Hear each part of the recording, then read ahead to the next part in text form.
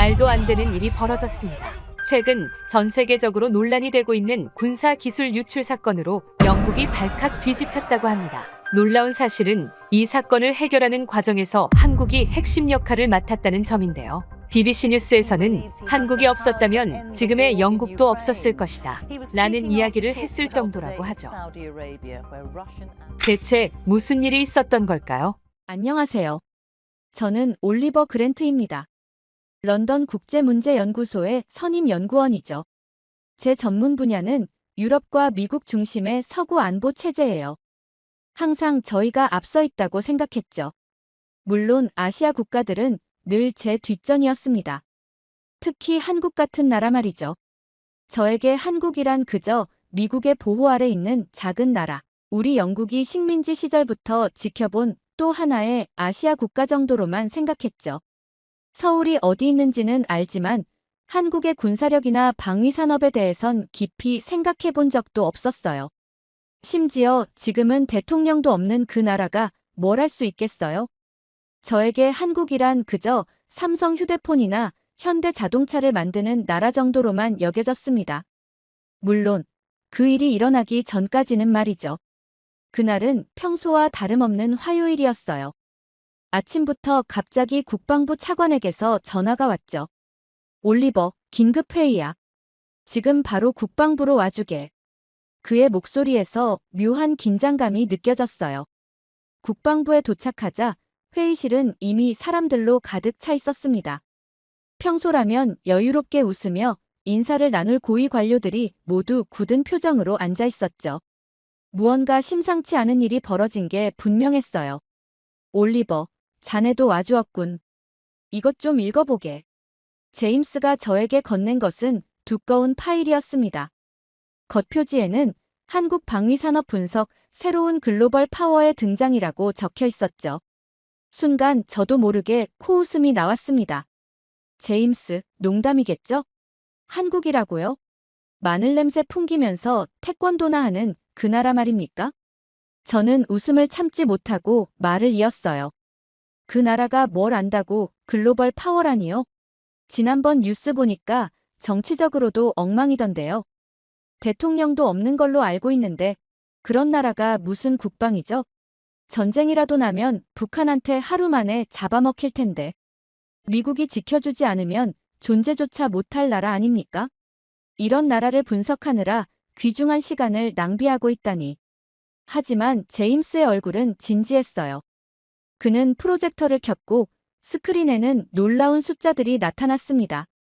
올리버, 이건 농담이 아니네. 한국의 방위산업 수출액이 지난해 우리 영국을 앞질렀어. 그것도 상당한 차이로 말이지. 저는 의심스러운 눈으로 자료를 살펴봤습니다. K9 자주포, KF-21 전투기, 장거리 탄도미사일. 모두 한국이 독자 개발한 무기체계였죠. 더 충격적인 것은 그 무기들의 성능과 가격 경쟁력이었어요. 유럽 국가들이 영국 대신 한국의 무기를 구매하기 시작했다는 보고서의 내용은 믿기 힘들었습니다. 이건 분명 오류가 있습니다. 한국이라고요? 그들에게 무슨 기술이 있다고요? 그들은 우리나 미국의 기술을 복제하는 수준 아닙니까? 게다가 그들은 심각한 인구 감소로 군인도 없을 텐데요. 군사력을 키울 사람도 없는 나라가 무슨 무기를 만든다는 겁니까? 우리 영국은 수백 년의 군사 전통을 가진 나라입니다.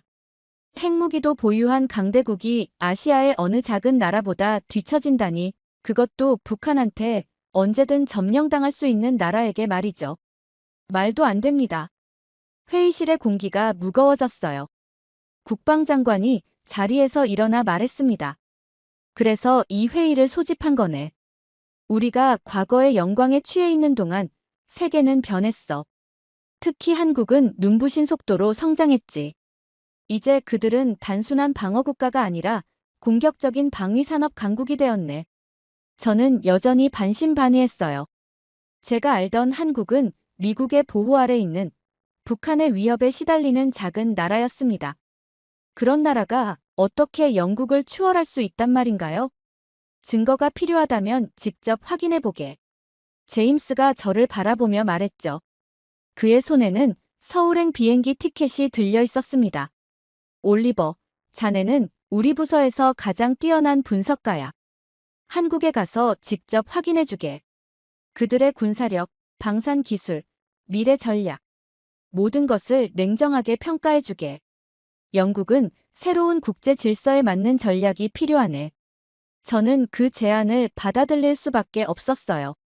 내심 이 모든 것이 과장된 것이라 생각했지만 직접 확인해보는 것도 나쁘지 않겠다 싶었습니다. 집으로 돌아와 짐을 꾸리면서도 계속 의문이 들었죠. 과연 한국이 영국을 능가할 정도로 성장했다는 말이 사실일까? 그렇다면 도대체 언제부터? 어떻게?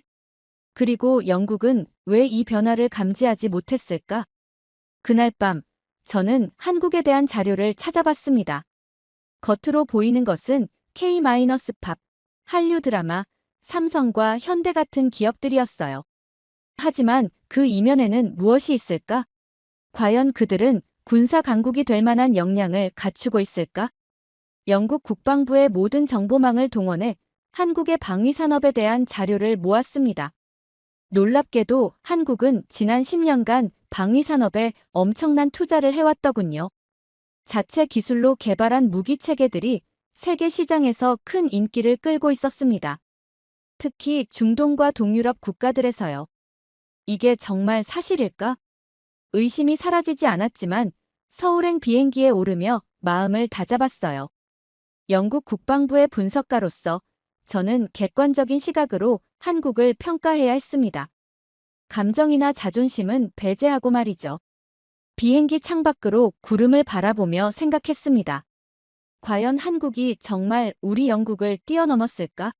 그렇다면 이제 우리는 어떻게 해야 할까? 이 질문들에 대한 답을 찾기 위해 저는 한국으로 향했습니다.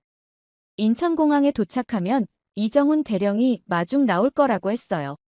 그가 들려줄 이야기가 과연 어떤 것일지, 그리고 그것이 영국의 미래 전략에 어떤 영향을 미칠지 저는 알 수 없었습니다. 다만 확실한 것은 이 여정이 제 인생을 바꿀 중요한 전환점이 될 거라는 예감이 들었다는 거죠. 비행기가 이륙하며 저는 창밖의 런던을 바라봤습니다. 수백 년 동안 세계 강대국의 위치를 지켜온 우리 영국이 과연 이제는 작은 아시아 국가에게 배울 것이 있을까요? 그 답을 찾기 위한 저의 여정이 시작되었습니다. 13시간의 긴 비행 끝에 인천국제공항에 도착했습니다. 비행기에서 내리자마자 저는 첫 번째 충격을 받았어요. 이게 아시아의 작은 나라 공항인가요? 런던 히드로보다 훨씬 깔끔하고 현대적이었죠. 자동 출입국 심사대에서 얼굴 인식만으로 모든 절차가 끝났습니다. 심지어 로봇이 저에게 영어로 인사하며 안내했어요. 공항 내 모든 시스템이 완벽하게 연결된 듯 했습니다. 수화물도 자동으로 찾아주는 시스템이 있었죠. 올리버 그랜트 씨, 여기 있습니다.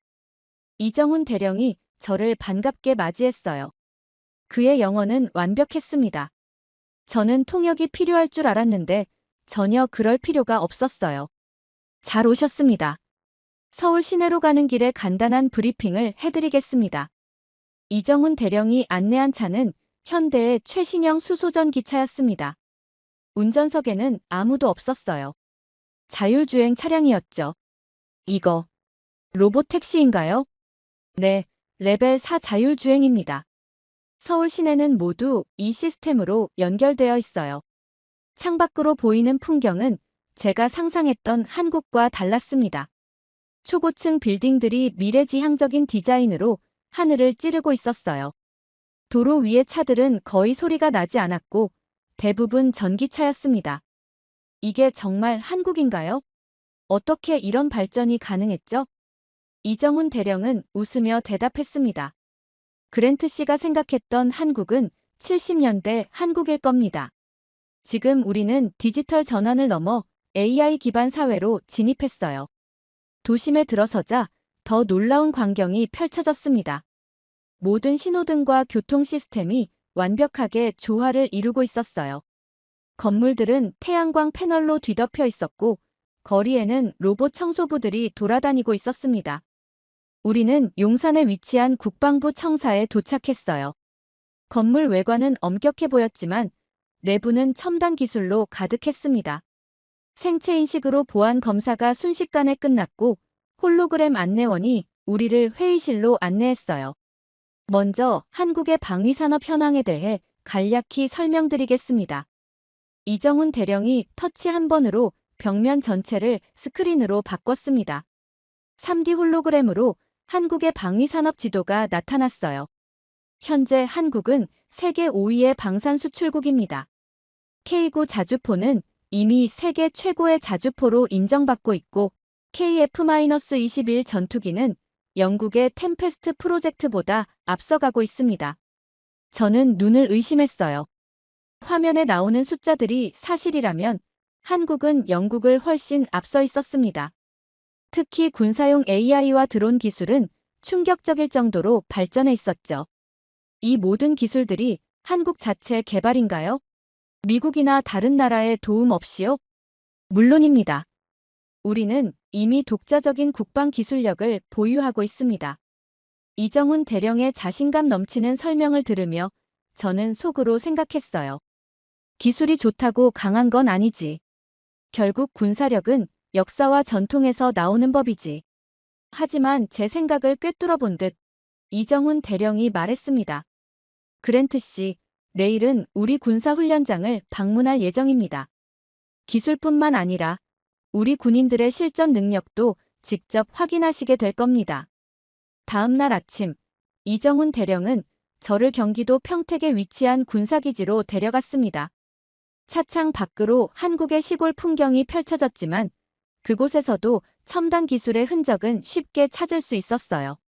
그랜트 씨, 오늘은 우리 한국이 어떻게 독자적인 군사 강국이 되었는지 보여드리겠습니다.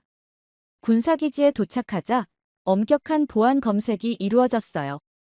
영국 정보부 고위 관계자임에도 모든 전자기기를 맡겨야 했습니다. 그만큼 중요한 시설이라는 뜻이겠죠. 넓은 경납고 안으로 들어서자 그곳에는 KF-21 전투기가 있었습니다.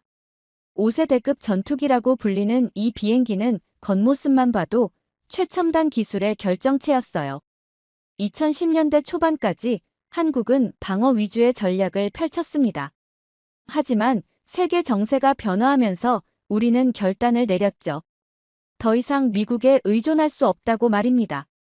이정훈 대령의 설명이 이어졌어요. 우리는 과감히 국방 예산을 GDP 대비 3%까지 늘렸습니다. 영국이 2%를 겨우 유지하는 것과 비교하면 상당한 차이죠. 그리고 핵심 무기체계 개발에 집중 투자했어요. 그는 제게 태블릿을 건넸습니다. 화면에는 한국이 개발한 무기체계들이 연도별로 정리되어 있었어요. KF-21 외에도 현무-4 장거리 탄도미사일, 차세대 잠수함, 첨단 드론 시스템 등이 있었습니다. 이 모든 걸 한국이 직접 해냈다고요? 미국이나 다른 나라의 기술 없이? 저도 모르게 의심스러운 질문을 던졌어요. 이정훈 대령은 웃으며 대답했습니다. 초기에는 기술 협력이 있었지만 지금은 거의 모든 핵심 기술이 국산화되었습니다. 특히 AI 기반 전투 시스템은 세계 최고 수준이죠. 다음으로 우리는 미사일 시험장으로 이동했어요. 그곳에서 이정훈 대령은 충격적인 사실을 알려주었습니다. 한국은 현재 핵잠수함 개발 프로젝트를 진행 중입니다. 영국의 드레드노트급과 견줄 만한 성능을 목표로 하고 있죠. 핵잠수함이라고요?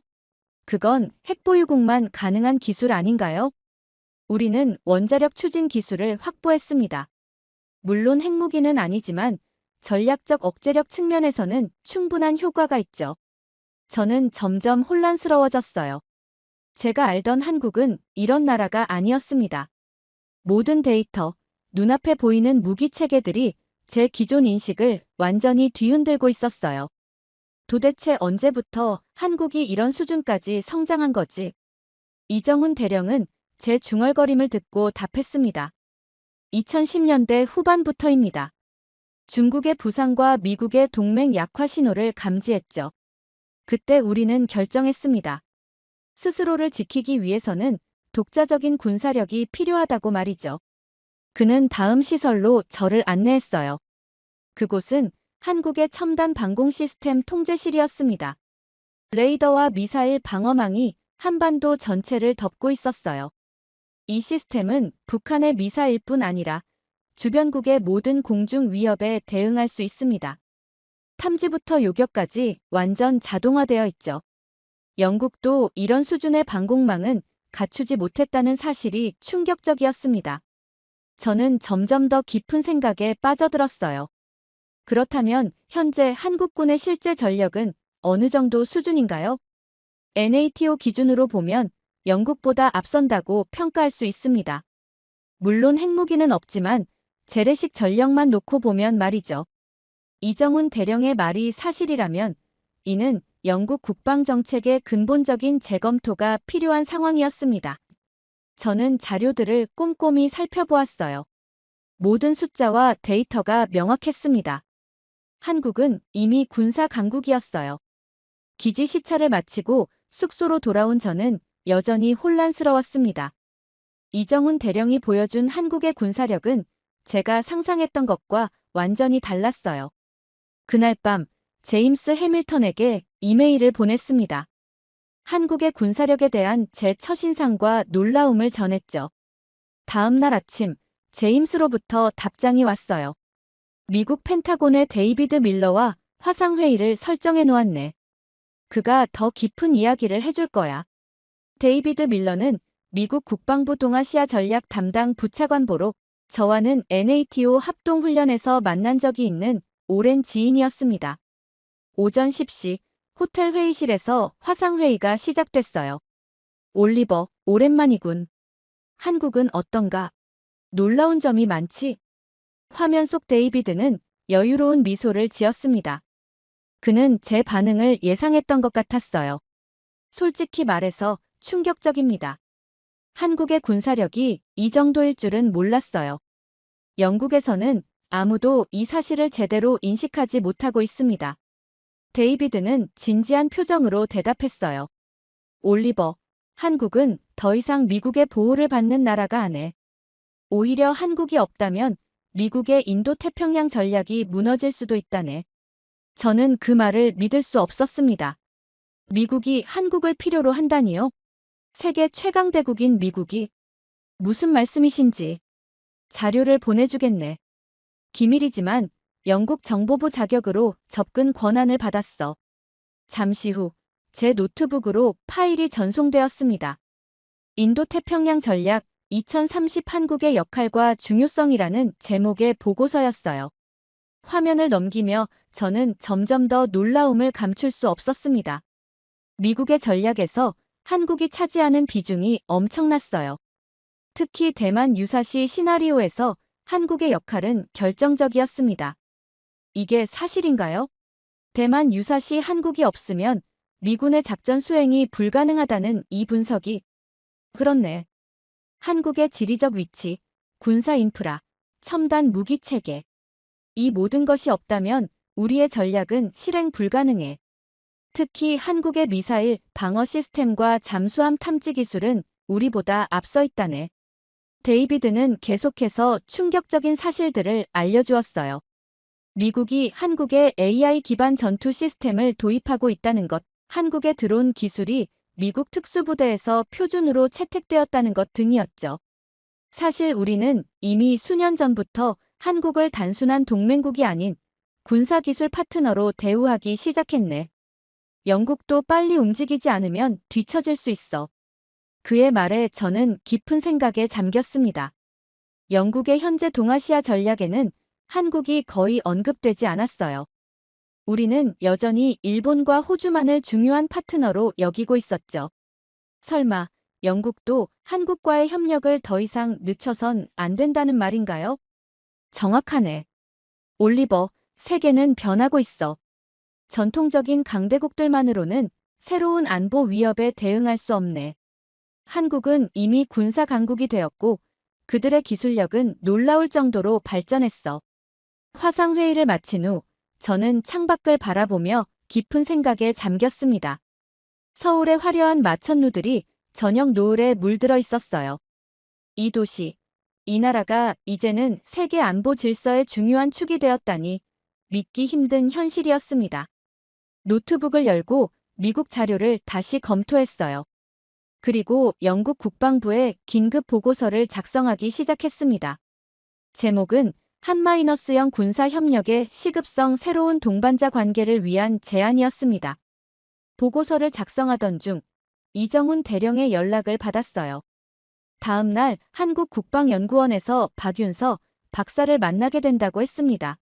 서울 외곽의 현대적인 국방연구원 건물에서 박윤서 박사를 만났어요. 50대 중반의 차분한 여성이었죠. 그랜트 씨, 오늘은 한국의 방산 산업에 대해 알려드리겠습니다. 연구원 전략 분석실에서 박 박사는 세계 방산 수출 순위를 보여주었습니다. 놀랍게도 한국은 이미 세계 4위, 영국은 6위에 불과했어요. 2020년부터 한국의 방산 수출은 폭발적으로 증가했습니다. 특히 유럽 시장에서요. 그래프를 보니 2023년 한국이 영국보다 2배 이상의 수출액을 기록했더군요. 특히 주목할 점은 K-방산의 경쟁력입니다. 박 박사는 K9 자주포, FA-50 경공격기, K 전차 등을 소개했어요. K9 자주포는 영국의 AS-90을 대체하며 폴란드, 노르웨이, 에스토니아 등 NATO 회원국에 납품되었습니다. 성능은 우수하면서도 가격은 30% 저렴하죠. 어떻게 이런 가격 경쟁력이 가능한가요? 우리는 방산을 국가 핵심 산업으로 육성했습니다. R&D 투자를 GDP의 1% 이상 쏟아부었죠. 민간 기술과 군사 기술의 융합도 적극적으로 추진했고요. 한국과 영국의 방산 기술 비교표를 보니 드론, AI 무기 체계, 레이더 기술 등 첨단 분야에서 한국이 앞서고 있었습니다. 영국은 여전히 BAE 시스템즈 같은 대형 업체 중심의 전통적 방식입니다. 반면 한국은 대기업과 첨단 스타트업의 협업으로 빠르게 혁신하고 있죠. 박 박사는 폴란드와 체결한 1,800억 달러 규모의 방산 계약을 예로 들었어요. 이 계약에서 우리는 영국, 프랑스, 독일과 경쟁했지만 기술력과 가격에서 모두 앞섰습니다. 저는 이 모든 정보에 충격을 받았습니다. 우리가 배울 게 있다니 믿을 수 없군요. 박 박사는 미소 지었어요. 우리는 과거 영국에게서 많이 배웠습니다. 이제는 서로 협력할 때입니다. 호텔로 돌아오며 생각했어요. 대영제국의 후예인 영국이 한때 작은 아시아 국가였던 한국에게서 배워야 한다니. 세상이 정말 빠르게 변하고 있었습니다. 그날 호텔로 돌아와 침대에 누웠지만 잠을 이룰 수 없었습니다. 창밖으로 보이는 서울의 야경이 마치 미래의 도시처럼 느껴졌습니다. 다음 날 아침, 이정훈 대령이 저를 국방과학연구소로 안내했습니다. 오늘은 우리 한국이 준비하고 있는 미래 전쟁에 대해 보여드리겠습니다. 연구소 지하 벙커로 내려갔습니다. 거대한 스크린이 벽면 전체를 채우고 있었죠. 이정훈 대령이 버튼을 누르자 홀로그램이 나타났습니다. 이것이 우리가 개발 중인 스웜 드론 시스템입니다. 수천 대의 드론이 인공지능으로 연결되어 하나의 군집처럼 움직이죠. 홀로그램 속에서 드론들이 완벽한 조화를 이루며 비행했습니다. 영국군도 드론을 운용하지만 이 정도 수준은 아니었죠. 우리는 이미 실전 배치를 마쳤습니다. 북한의 도발에 대비해 휴전선 전역에 배치된 상태죠. 다음 시연은 더 충격적이었습니다. 완전 자율형 전투 로봇이었습니다. 인간의 통제 없이도 전술적 판단이 가능한 수준이었죠. 이건 위험하지 않습니까? 인공지능이 통제를 벗어날 수도 있지 않나요? 이정훈 대령이 웃으며 답했습니다. 걱정 마십시오. 우리는 윤리적 AI 원칙을 철저히 준수합니다. 모든 시스템에는 3중 안전장치가 있죠. 다음으로 본 것은 양자 암호통신 시스템이었습니다. 어떤 해킹도 불가능한 군사통신망이었죠. 영국이 아직 연구 단계인 기술을 한국은 이미 실전 배치하고 있었습니다.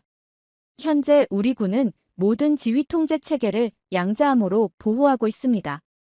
북한은 물론 어떤 국가도 우리 통신을 해킹할 수 없죠. 마지막으로 본 것은 우주 군사력이었습니다. 한국은 이미 군사위성 네트워크를 구축했고 우주 감시 능력도 세계 최고 수준이었습니다. 우리는 지구 궤도의 모든 물체를 실시간으로 추적할 수 있습니다. 미사일은 물론 우주 쓰레기까지 말이죠. 하루 종일 한국의 미래 전력을 살펴보면서 제 머릿속은 혼란스러웠습니다. 영국은 아직도 재래식 전력 위주로 군사력을 운용하고 있었죠. 반면 한국은 이미 미래 전쟁을 준비하고 있었습니다. 저녁이 되어 이정훈 대령과 식사를 하면서 물었습니다. 왜 이런 첨단 기술들을 저에게 공개하는 겁니까? 이정훈 대령은 진지한 표정으로 답했습니다. 우리는 영국과의 협력을 원합니다. 과거 우리가 영국에게 배웠듯이 이제는 서로가 서로를 필요로 하는 시대가 왔죠. 영국의 전통적인 군사 경험과 우리의 첨단 기술이 만나면 새로운 시너지가 생길 겁니다. 그날 밤 호텔 창밖을 바라보며 깊은 생각에 잠겼습니다. 우리 영국은 과거의 영광에 취해 있는 동안 한국은 착실히 미래를 준비하고 있었습니다. 이제는 우리도 변해야 할 때가 왔습니다. 제임스 해밀턴에게 이메일을 보냈습니다. 한국과의 군사협력을 서둘러야 합니다. 그들은 이미 우리가 상상하지 못한 미래를 실현하고 있습니다. 연구소를 나와 저녁 식사를 위해 강남으로 향했습니다. 이정훈 대령은 제가 한국의 또 다른 면을 봐야 한다며 번화가로 저를 안내했죠. 여기가 바로 K-팝의 중심지입니다. 세계 음악 시장의 새로운 강자로 떠오른 한국 문화의 심장부죠. 거대한 전광판에서는 한국 아이돌 그룹의 뮤직비디오가 흘러나왔습니다. 길거리는 전 세계에서 몰려든 관광객들로 넘쳐났죠. 특히 놀라웠던 건 그들이 들고 있는 최첨단 기기들이었습니다. 저 기기들은 모두 K-팝 팬들을 위해 특별히 제작된 겁니다. AR 기술로 좋아하는 가수와 함께 있는 것처럼 촬영할 수 있죠. 문화 콘텐츠와 기술의 결합이라고 할 수 있습니다. 식당에 들어서자 또 다른 놀라움이 기다리고 있었습니다. 테이블에 설치된 스크린으로 메뉴를 고르자 AI가 각 음식의 조리 과정과 원산지를 상세히 설명해 주었습니다. 한식은 이제 단순한 음식이 아닙니다. K푸드 역시 우리의 주요 수출 산업이 되었죠. 모든 식당의 데이터가 중앙 시스템과 연결되어 있어 품질 관리도 실시간으로 이뤄집니다. 이정훈 대령의 설명을 들으며 김치찌개를 먹고 있는데 옆 테이블에서 영어로 대화하는 소리가 들렸습니다. 영국 액센트였죠. 내가 본 한국 드라마의 그 장소가 바로 여기야. 말도 안 돼. 직접 와서 보다니. 젊은 영국인 관광객들이었습니다. 그들은 한국 드라마 속 장면을 따라하며 사진을 찍고 있었죠. 우리 문화산업의 영향력은 이제 국방력의 한 축이 되었습니다. 문화적 영향력이 커질수록 우리 무기의 신뢰도도 높아지니까요. 실제로 우리 드라마를 즐겨보는 국가들이 한국산 무기를 선호하는 경향이 있죠. 그제야 이해가 됐습니다. 한국은 문화와 기술, 그리고 산업을 하나로 연결해 새로운 형태의 국가 경쟁력을 만들어내고 있었던 겁니다. 우리가 K-팝을 수출하면 한국 화장품이 팔리고 한국 드라마를 수출하면 한국 가전제품이 팔립니다. 이제는 여기에 방산 수출까지 더해졌죠. 식사를 마치고 나오는 길에 스마트폰 매장 앞을 지났습니다. 진열된 최신 폴더블 스마트폰을 보며 생각했습니다. 한국은 이미 단순한 문화 강국을 넘어서 있었습니다. 그들은 문화와 기술의 완벽한 조화를 통해 새로운 형태의 강대국으로 진화하고 있었던 겁니다. 한국에서의 마지막 밤을 보내고 다음 날 아침 히드로 공항에 도착했습니다. 일주일 전 제가 한국으로 떠났을 때와는 전혀 다른 사람이 되어 돌아왔다는 느낌이 들었습니다. 공항에는 제임스 해밀턴이 마중 나와 있었습니다. 올리버, 자네가 보낸 보고서들을 모두 읽었네. 국방부가 발칵 뒤집혔어. 차에 오르자마자 제임스는 본론으로 들어갔습니다. 오늘 오후 3시에 긴급 회의가 소집됐어. 장관님께서 직접 자네의 의견을 듣고 싶어 하시네. 런던 시내로 들어서는 길이 왠지 낯설게 느껴졌습니다. 서울의 미래지향적인 풍경에 익숙해진 탓일까요? 웨스트민스터의 고풍스러운 건물들이 마치 과거의 유물처럼 보였습니다. 국방부 회의실은 이미 사람들로 가득 차 있었습니다. 제가 한국으로 떠나기 전 이곳에서 보였던 오만한 태도가 부끄럽게 느껴졌죠. 올리버, 자네가 직접 본 한국의 현실을 듣고 싶네. 국방장관의 요청에 저는 자리에서 일어났습니다. 한국은 우리의 상상을 뛰어넘는 수준으로 발전해 있었습니다. 그들의 군사력은 이미 영국을 앞서고 있으며 특히 미래 전장에 대한 준비는 우리와 비교할 수 없을 정도입니다. 회의실 안에서 술렁임이 일었습니다. 더 이상 우리가 한국을 가르칠 것은 없습니다. 오히려 우리가 그들에게 배워야 할 때가 왔습니다. 지금 당장 한국과의 협력을 강화하지 않는다면 10년 후 영국은 더 이상 군사 강국이라 불릴 수 없을 것입니다. 제 발표가 끝나자 장관이 입을 열었습니다. 내일 아침 우리는 한국과의 전면적인 군사 협력을 발표할 예정이요. 올리버, 자네가 이 프로젝트의 책임자가 되어주게. 다음 날 영국 국방부는 한국과의 포괄적 군사 협력 강화를 공식 발표했습니다. 현지 언론들은 대영 제국의 결단이라는 제목으로 이 소식을 보도했죠. 사무실로 돌아와 창밖을 바라보며 생각했습니다. 테임즈강의 잔잔한 물결 너머로 런던의 스카이라인이 보였습니다. 이제 이 풍경도 변화해야 할 때가 왔습니다. 책상 위에는 이정훈 대령이 보낸 이메일이 와 있었습니다. 이번 주말에 우리 실무진들이 런던에 도착합니다. 새로운 시작이 되길 바랍니다.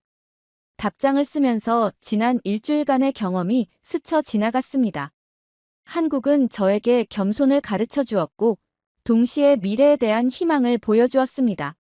이제는 우리가 한국을 배워야 할 때입니다. 당신들을 기다리고 있겠습니다. 지금도 제 책상에는 한국에서 가져온 기념품이 놓여 있습니다. 첨단 기술이 담긴 군사훈련 시뮬레이터의 미니어처인데요. 이걸 볼 때마다 생각합니다. 우리가 과거의 영광에 사로잡혀 있는 동안 한국은 묵묵히 미래를 준비하고 있었다는 것을. 때로는 가장 겸손한 자가 가장 큰 성장을 이룬다는 진리를 한국은 저에게 가르쳐 주었습니다. 이제 영국도 그 겸손을 배울 때가 왔네요.